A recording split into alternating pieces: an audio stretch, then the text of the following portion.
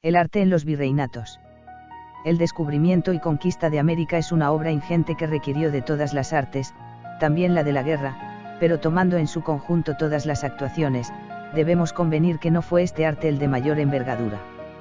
El derecho es, sin lugar a dudas, la actuación de mayor envergadura, pero su importancia no puede ni debe empañar otros aspectos que, como el arte en todas sus facetas, fue un elemento cuya importancia destaca y perdura en nuestros días. Y es que la difusión del derecho necesitaba el aporte decidido de la evangelización, y esta, como argamasa que unía, la aplicación del arte en todas sus vertientes. Las inconmensurables diferencias existentes entre dos mundos que se encontraban debían ser limadas, y el arte sería instrumento principal para conseguir el objetivo. Con él llegarían a establecerse códigos de comunicación que permitiesen crear espacios comunes. Serían las autoridades civiles las que llevasen a efecto la construcción de grandes y pequeños edificios, la creación de ciudades que sirviesen a la comunidad y a las personas, aplicando un arte arquitectónico que sería completado con la erección de conventos, capillas, hospitales, catedrales, universidades, colegios, que hoy nos dan testimonio de esa realidad. Pero la labor no era solo de las autoridades. El arte subyace en todos los estadios humanos, y los naturales tenían conocimiento previo del mismo. Así, la pintura conoció un importante desarrollo con los nuevos aportes llevados por España. Ciertamente, en un principio, las relaciones fueron las justas, pero pronto los gustos del Renacimiento y del Barroco calaron en los naturales, que no obstante mantuvieron sus propias características que curiosamente acabaron centrándose en temas religiosos, sin duda animados por la actuación de los frailes, que tenían como misión la evangelización y utilizaban la pintura como método catequético. Pero esa circunstancia no implicó la erradicación de las culturas preexistentes, siendo que, bien al contrario, tomaba elementos de las religiones y culturas preexistentes, dando lugar a obras como la Catedral del Cusco, donde las representaciones de María tienen la forma de una montaña, que no es otra que la del Potosí. La pintura utilizaba la imagen para atraer la voluntad de los indios, que daban culto a las montañas. Pero también otros detalles eran utilizados en el arte como medios catequéticos. Así, en Quito, en la capilla de las Madres de San Diego, podemos encontrar un cuadro de la Última Cena donde un cuy, roedor que es parte de la dieta andina, sustituye al cordero pascual. Licencias que permitían el acercamiento. Y licencias que permitían las críticas, como representaciones del infierno donde quedan reflejados todos los estamentos sociales, desde los altos dignatarios virreinales hasta los caciques, sin olvidar los eclesiásticos. También en la Catedral de Lima encontramos pinturas de los reyes del Perú, donde se suceden los incas, y donde tras Huáscar encontramos a Carlos I y a Felipe II. Pero había más. Objetos de adoración india, como el sol, la luna, el puma o el mono se encuentran representados en los templos, y no se trata de un engaño que colase el sincretismo de los naturales, sino algo que previamente había sido discutido por los responsables religiosos.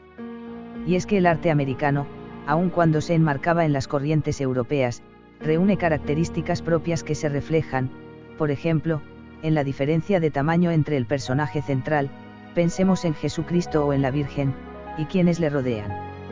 Era su modo de representar la fe, y esta afirmación nos lleva a que la sentían como propia. La evangelización había triunfado.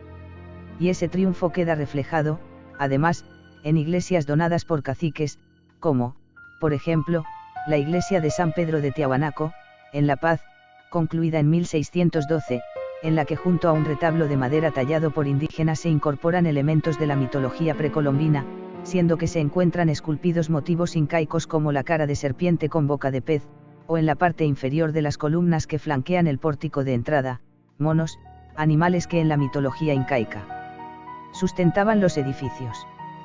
Pero no solo trataron temas religiosos, y no todos los artistas fueron anónimos.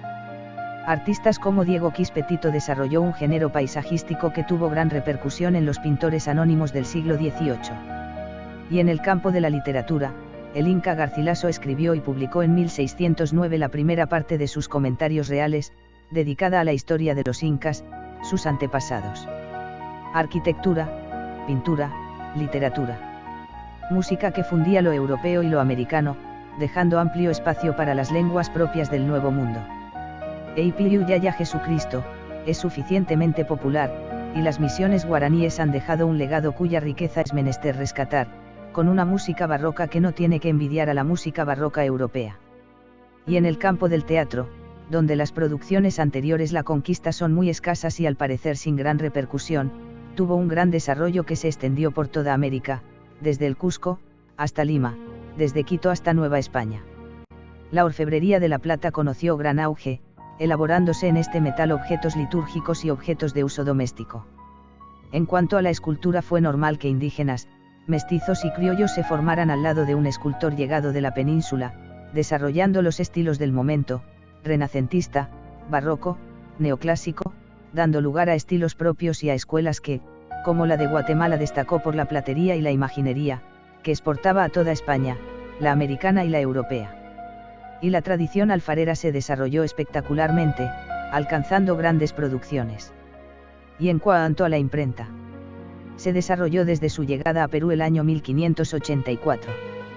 Como muestra del resultado de esta acción cultural encontramos personajes como Carlos de Sigüenza y Góngora, astrónomo, matemático, filósofo, Sor Juana Inés de la Cruz, poetisa y escritora, Juan Ruiz de Alarcón, dramaturgo, Manuel Tolsá, arquitecto, Baltasar de Echave Orio y Baltasar de Echave y Vía, pintores, Cristóbal de Villalpando, pintor, Miguel Cabrera, pintor, Francisco Guerrero y Torres, arquitecto de la Catedral Metropolitana y de la Iglesia del Pocito en la Villa de Guadalupe, etc.